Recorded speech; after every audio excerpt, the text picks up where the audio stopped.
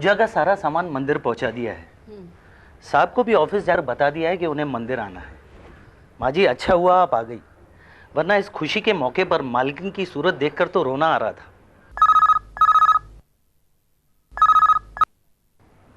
Hello, Shalini जी से बात करनी है। आप कौन?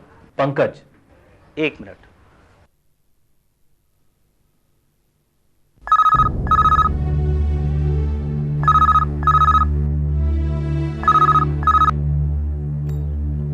हेलो। हाँ जी, पिछले बार आपका हमारा सीधा व्यवहार था। पिछली बार आपकी गारंटी पर हमने विक्रम को पैसे दिए थे, अब उसने और मंगाए हैं। सोचा आपसे पूछ लूं। तो दे दीजिए उसे। इस बार भी मैं ही गारंटी लेती हूँ, लेकिन इस बात की उसे खबर नहीं होनी चाहिए। शालिनी जी, सुना है रघुनाथ जी ने मार्केट से काफी पैसे उठाए हैं। विक्रम और उनके बीच जो कुछ भी हो रहा है। देखिए पंकज जी, रघुनाथ जी और विक्रम के बीच में जो कुछ भी हो रहा है ये उनका आपसी मामला है, और जो मैं आपसे कह रही हूँ वो एक माँ अपने बेटे के लिए कर रही है। Is that clear? Yes madam. Thank you. क्या विक्रम को पता है कि तुम्हारी मालकिन माँ बनने वाली है? पता तो होना चाहिए माँ जी। आजकल दोस्त एक दूसरे की खबर रखें ना रखें, लेकिन दुश्मन एक दूसरे का हाल जरूर पूछ लेते हैं। सब मिलाकर होते हैं 1,50,00,000 और 700 रुपए। ओह गॉड। ये है सिर्फ एक मशीन के यहां तक आने का खर्चा। ऐसी 5-6 और मशीन हमें यहां मंगानी हैं। फिर बेल्ट्स होंगे, बहुत सारे कंप्यूटर्स होंगे। तुम देख लेना अश्विनी, इस किस्म की फैक्ट्री इस शहर में सिर्फ एक ही होगी। शहर में क्या, इस देश में भी। विक्रम, इतने सारे पैसे आएंगे कहां से? अली बाबा की गुफा से। क्या? तुम फिक्र क्यों करती हो अश्विनी? ये सारी रकम एक साथ थोड़ी देनी है, इंस्टॉलमेंट्स होंगी। फिर हम बहुत सारे ऑर्डर्स ले आएंगे और उन्हें पूरा करने के लिए फैक्ट्री में वर्कर्स के साथ में काम करेंगे, सब कुछ भूल भुलाकर। अब पानी में कूद पड़ा है तो तैरना भी सीख लेंगे। क्या हुआ, ऐसी क्यों देख रही हो? तुम्हारे मुंह से ये सब बातें सुनकर बहुत अच्छा लगता है। पहली बार ऐसा महसूस हो रहा है कि कोई बहुत बड़ा काम होने जा रहा है, वो भी इतनी सी उम्र में। मैं क्या महसूस कर रहा हूं जानती हो? जब तक बताओगी नहीं समझूंगी कैसे? पूछ भी तो सकती हो। आज तक तो कभी नहीं पूछा, फिर अब क्यों? मैं खुद ही बता देता हूं। मैं ऐसा महसूस कर रहा हूं जैसे मानो हर इंसान को जिंदगी में तरक्की हासिल करने के लिए ठेस लगना बहुत जरूरी है। फिर वो ठेस उसके अहंकार को लगे या उसके स्वाभिमान को। हाँ, ठेस लगना तो बहुत जरूरी है। Brother! Hi brother! Hi Vishu, सफर कैसा रहा? First class. Hello sir. Hello. किन अल्फाज में तुम्हारा शुक्रिया अदा करूं मैं? कोई खास वजह सर? भाई, विशु की जान बचाकर तुमने मेरी जिंदगी की अनमोल चीज की रक्षा की है। अपनी जान पर खेलकर तुमने। सर बस, प्लीज बस कीजिए सर। मैं अपनी ही नज़रों में अपने आप को बहुत छोटा महसूस कर रहा हूँ सर। आपने मुझ पर जो विश्वास रखा था सर, वही मेरे लिए सबसे बड़ा इम्तिहान था। इस इम्तिहान में पास होना था मुझे किसी भी कीमत पर सर। अच्छा, इस एग्जाम्स की तैयारी कर रहे थे इसलिए कॉलेज के एग्जाम्स में इतने कम मार्क्स मिले। विशु, उस इम्तिहान से ये वाला इम्तिहान बहुत ज्यादा मुश्किल था, और मुझे ये कहते हुए फख्र महसूस हो रहा है कि तुम इम्तिहान में पास हुए हो। मैं तुम्हें कुछ इनाम देना चाहता हूं, मांगो क्या चाहते हो? सच कहूँ सर, मुझे इनाम मिल चुका है सर। मैं कुछ समझा नहीं। जी, मैं आपके इम्तिहान में पास जो हो चुका सर।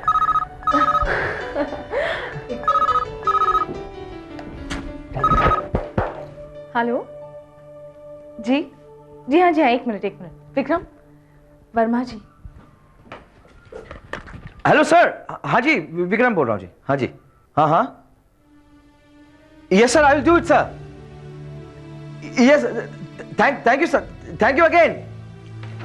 अश्विनी, क्या हुआ? We have done it. What? Deal हमें मिल गई है. बस 2 ही दिन लगेंगे. फॉर्मेलिटीज कंप्लीट हो जाएंगी. उसके बाद yes. Wow, very good. I think हमें मंदिर जाना चाहिए ना. मैं बल्लू को बुलाकर लाती हूँ. बहुत अरसे के बाद कपूर खानदान की जिंदगी में ये खुशी का मौका आया है. अगर डैड यहां होते तो हमें ढेर सारा आशीर्वाद देते. हम मंदिर चलते हैं. हम भगवान से आशीर्वाद लेंगे कि हमारे इस खुशी के मौके को किसी की नजर ना लगे. इस तरह से नजरें झुकाकर खड़े रहने का क्या मतलब है कृष्णकांत? मैं वजह जानना चाहता हूं. वर्मा जी कह रहे थे कि हमारी मशीनरी पुरानी हो चुकी है. विक्रम की फैक्ट्री में तो अभी रंग भी नहीं लगा हुआ है कृष्णकांत. उसके पास कैसे पहुंची कंसाइनमेंट? विक्रम वर्मा जी के बेटे का दोस्त निकला. तुम भी तो उस घर के बन चुके थे कृष्णकांत. दान धर्म का जाल बुना था तुमने. क्या हुआ उन सब का? मैंने तुम पर भरोसा किया था. मैंने कोशिश की. मैंने पूरी कोशिश की. ये काम मैं बिना किसी खून खराबे के करना चाहता था, मगर कर न सका. किसने कहा था ये सब करने के लिए? किसने कहा था?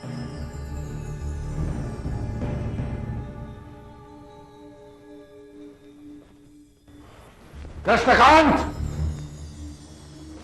मैं पूछता हूं किसने कहा था तुम्हें ऐसा करने के लिए?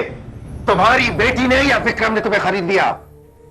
रघुनाथ, मैंने अपनी जिंदगी में अपनी मर्जी से फैसले किए और यह फैसला भी मेरा अपना था. तुम्हें अपने फैसलों पर चलने की नहीं, मेरे इशारों पर चलने की कीमत दी जाती है. अरे तुम क्या कीमत अदा करोगे मेरे वफादारी की?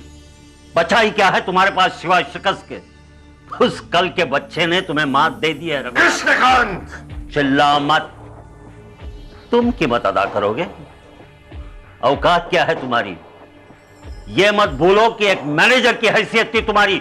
मैंने तुम्हें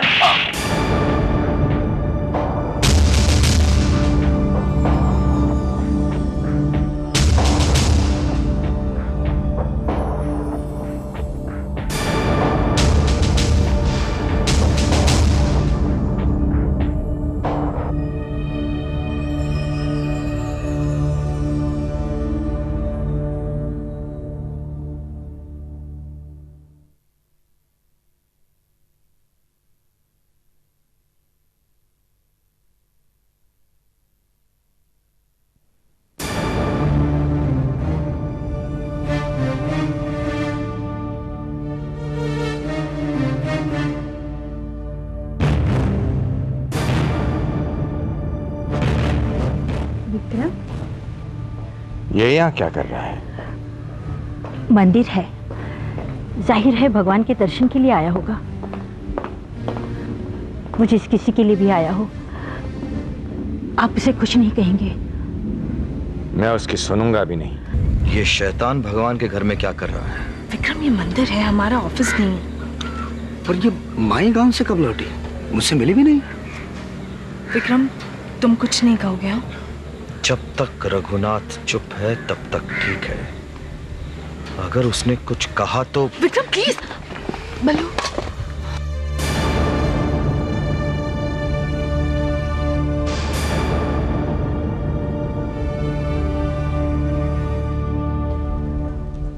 तुम कब आई माई गांव से?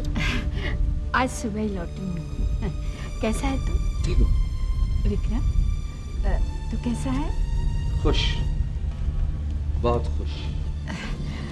विक्रम, इस बल्लू ने घर की क्या हालत बना रखी है. अरे माई, बहुत दिनों से घर पर ही नहीं गया था, लेकिन तुम आने से पहले कम से कम फोन तो कर दी. हेलो. अरे तुम दोनों ने मंदिर आना कब से शुरू कर दिया? जब से बड़ी बड़ी कंसाइनमेंट्स मिलने लगी हैं तब से. इंसान कितना भी घमंडी क्यों ना हो आशु, शिकस्त खाने पर भगवान की चौखट पर नाक रगड़ने जरूर पहुंच जाता है. ये लोग तो भगवान से भी सौदा करने लगते हैं. बड़े होशियार और शातिर होते हैं ऐसे लोग. रघुनाथ जी, आप भी प्रसाद ले. एक मिनट भाई, उस तरफ कुछ और भी भिखारी बैठे हुए हैं, उन्हें भी दे दो. विक्रम, नहीं,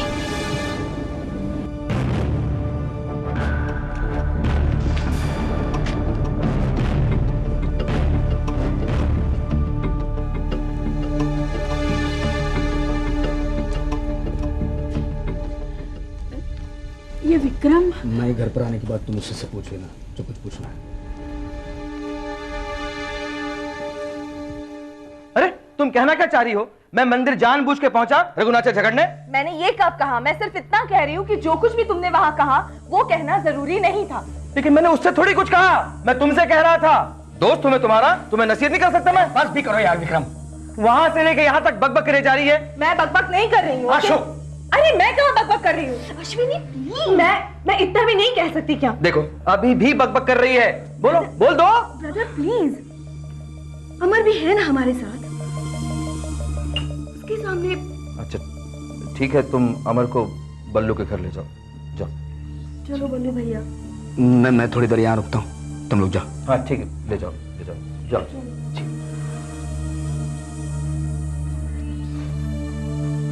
अरे तुम भी कमाल करती हो अश्विनी, ये सब कुछ अमर के सामने कहने की क्या जरूरत थी तुम्हें? ये बात तुम भी समझ सकते थे। बस भी करो यार, बस भी करो, बस।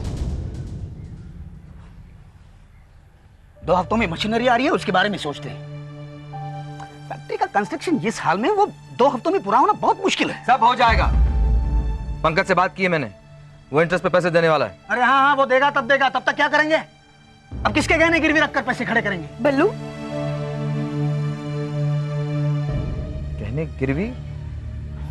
किसने रखे हैं गहने गिरवी? किसी ने नहीं रखे। ये बल्लू ना? क्या बल्लू? इसे पता तो चलने दे। इसे तो बस उस रघुनाथ जी की और फैक्ट्री की पड़ी है। सीमेंट खत्म हुआ, मंगवाओ। मशीनरी चाहिए, खरीद लो।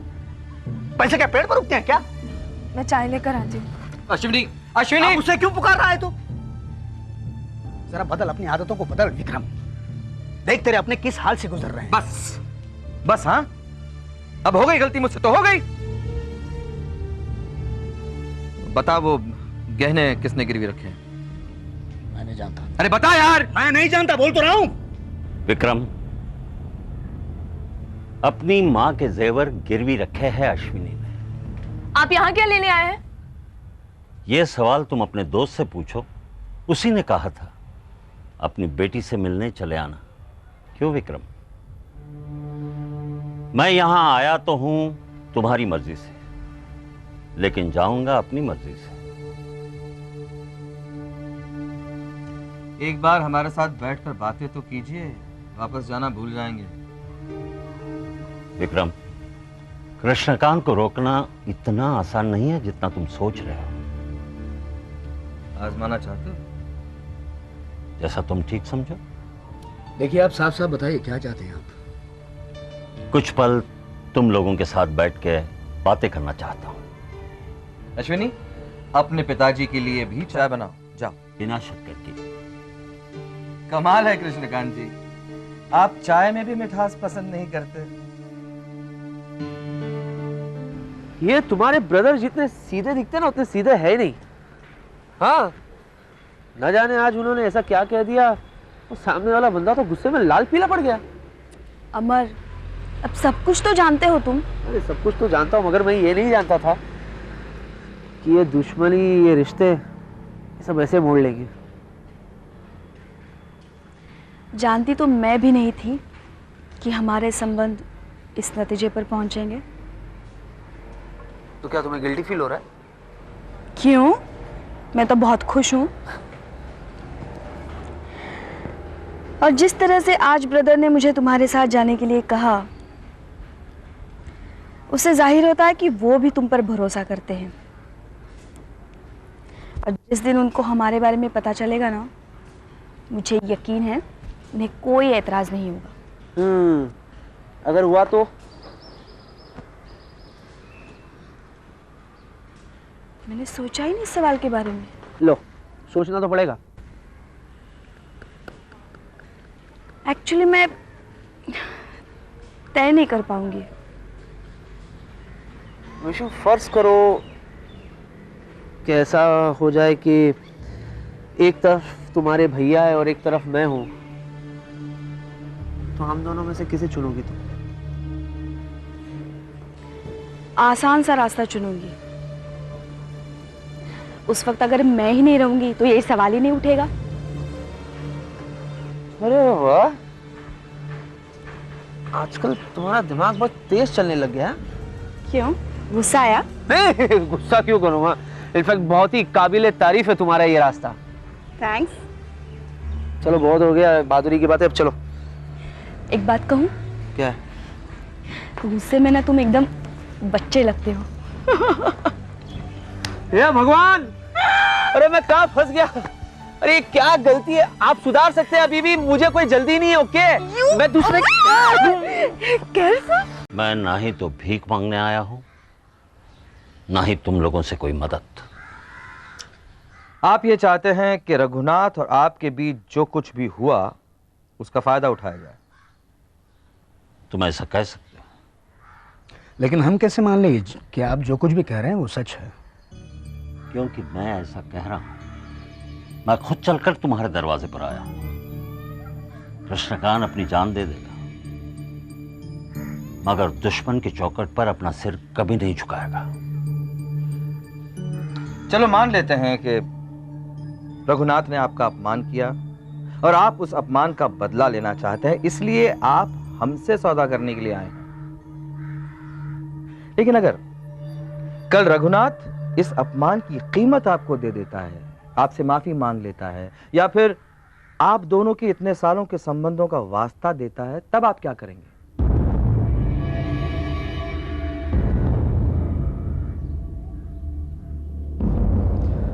माफ कीजिए कृष्णकांत जी, हम तीनों में से कोई भी आप पर भरोसा नहीं कर सकता।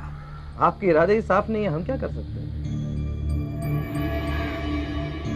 ठीक है, हालात को मद्देनजर रखते हुए मुझे ऐसा लगा तुम मुझसे हाथ मिलाओगे। शायद मैंने गलत सोचा।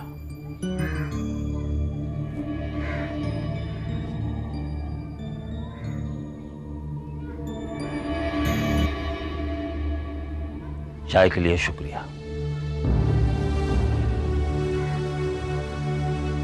कंसाइनमेंट हाथ से निकल जाने के बाद रघुनाथ के पास कुछ नहीं बचा, ना दौलत ना कृष्णकांत। फिर तुमने उन्हें रोका क्यों नहीं? वो भी तो यही चाह रहे थे, इसलिए तो वहां जाते जाते रुक गए।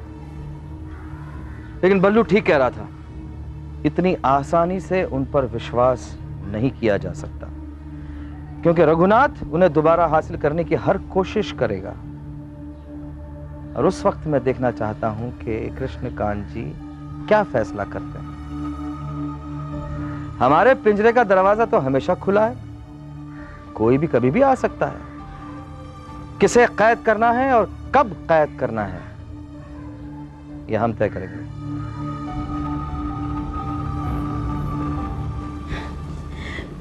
मैं पूछती हूँ, क्या समझता है विक्रम अपने आप को? अगर उसे बात नहीं करनी थी तो चुप बैठ सकता था, ताने मारने की क्या जरूरत थी?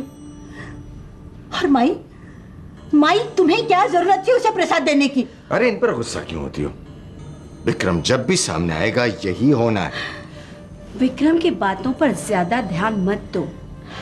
उसने रघुनाथ से जो कुछ भी कहा है उनके कारोबार के सिलसिले में कहा है। झूठी तसल्ली देने की कोशिश मत करो माई। हर कदम पे वो हमें नीचा दिखाना चाहता है। इसी की तो कसम खाई है उसने और उसके दोस्तों ने। तुम बेकार की परेशान हो रही हो, तुम्हारी तबीयत ठीक है? मुझे कुछ नहीं हुआ है। जब भी मिला है बस अपमान ही किया है उसने मेरा। क्या उसे पता नहीं मेरी हालत क्या है? कम से कम ये समझ के तो वो चुप बैठ सकता था। शालू, तुम आज भी सपनों की दुनिया में जी रही हो। वो तुम्हें अपनी मां नहीं मानता, ये हकीकत है। लेकिन मैं तो उसे पराया नहीं मानती। मेरा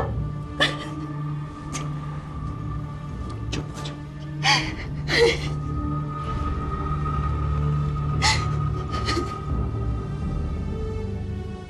शालू, तुम इस तरह रोती हो ना तो मुझे बहुत दुख होता है।